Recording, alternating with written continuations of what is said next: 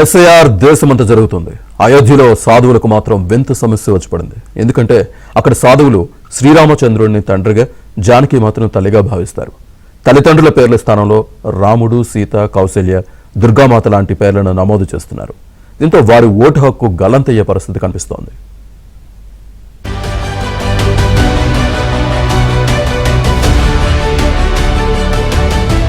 ఉత్తరప్రదేశ్లో జరుగుతున్న special intensive revision sir ప్రక్రియ అయోధ్యలో తీవ్ర గందరగోళానికి దారితీసింది.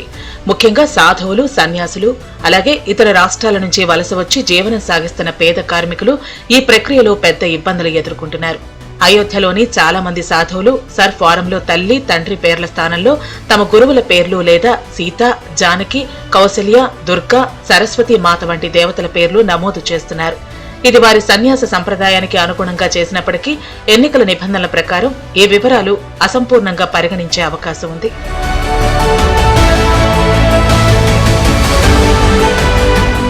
తాము గృహస్థ జీవితం విడిచిపెట్టి సన్యాస మార్గాన్ని అనుసరిస్తున్నందువల్ల తమకు ఇక తల్లి, తండ్రి అన్న భావనే లేదని, ఆ దేవుడే తమకు అన్ని అంటున్నారు సాధువులు. అయోధ్య డెవలప్మెంట్ అథారిటీ లెక్కల ప్రకారం నగరంలో 60 వార్డులు ఉండగా జనాభా సుమారు 24.7 లక్షలు.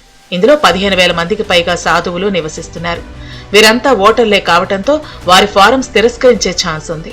ఈ నేపథ్యంలో యూపీ జనాభా సుమారు 25 కోట్లు కాగా 16 కోట్ల మంది ఓటర్లు ఉండాలి. కానీ సర్ ప్రక్రియలో ఇప్పటి వరకు దాదాపు 12 కోట్ల ఓటర్లే నమోదయ్యారని, అంటే సుమారు 4 కోట్ల ఓటర్లు మిస్ అయ్యారని యోగి తెలిపారు. వీరిలో 90% తమ పార్టీ ఓటర్లేనని ఆయన అభిప్రాయపడ్డారు.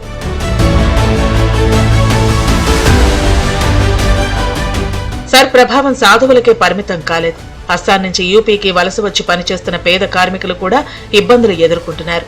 లక్నోలోని ఫూల్బాగ్ కాలనీలో నివసిస్తున్న కొందరిని బంగ్లాదేశీ, రోహింగ్యా అంటూ ఇళ్లు ఖాళీ చేయాలంటూ ఒత్తిడి తెస్తున్నారు. బాధితుల దగ్గర ఆధార్, ఎన్ఆర్సీ పత్రాలు ఉన్నప్పటికీ వాటిని పట్టించుకోవటం లేదంటున్నారు. సర్ కారణంగా రాంపూర్కు చెందిన 80 ఏళ్ల నూర్జహాన్ అనే మహిళపై పోలీస్ కేసు నమోదైంది.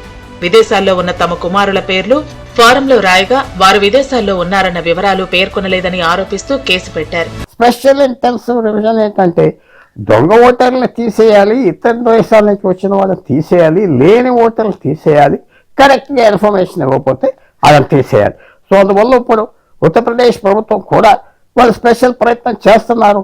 ఈ పాత విషయాలన్నీ ముందలకి తీసుకొచ్చి ఎలాగ వీళ్ళకి ఓటిప్పించాలి ఆ ఆలోచనలో ఉన్నారు. తప్పకుండా దీంట్లో తేలింది ఏంటంటే ఎలక్షన్ కమిషన్ కూడా ఉత్తరప్రదేశ్ కాదు, బెంగాల్ అవునే, ఎక్కడ అవునే, ఒక 20-30 సంవత్సరాల క్రితం ఓటర్లు ఉన్న వాళ్ళకి తప్పకుండా వాళ్ళకి ఇలాంటి కండిషన్స్ పెట్టి ఓటు తీసేస్తే ప్రజాస్వామ్యానికి ప్రాబ్లం ఉంటుంది. ముఖ్యంగా వచ్చేది ఋషువులు, సాధువులు, సన్సు అందరు చూపెట్టింది వాళ్ళ జీవితం, కుటుంబ జీవితాలు లేవు.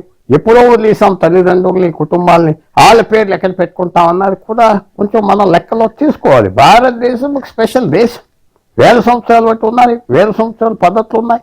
అదే ఎలక్షన్ కమిషన్ ఆలోచించుకుంటే మంచి పరిస్థితి వస్తుంది. అటు చిన్నప్పుడే మఠాలకు వచ్చిన సాధువులకు నిజంగానే తల్లిదండ్రుల వివరాలు తెలియవు.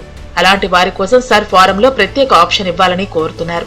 ఆధార్, పాన్, మఠం చిరునామాను ఆధారంగా తీసుకుని ఓటు హక్కు కల్పించాలని విజ్ఞప్తి చేస్తున్నారు. ఎన్నికల అధికారులు మాత్రం తల్లి, తండ్రి వివరాలు తప్పనిసరంటున్నారు.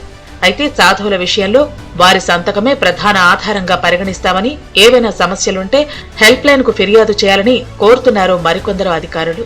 పశ్చిమ బెంగాల్లో 58 లక్షలు, రాజస్థాన్లో 41 లక్షలు, గోవాలో 1,00,000, పుదుచ్చేరిలో 1,03,000, లక్షద్వీప్లో 1,616 ఓట్లను ఇప్పటికే జాబితా నుంచి తొలగించారు.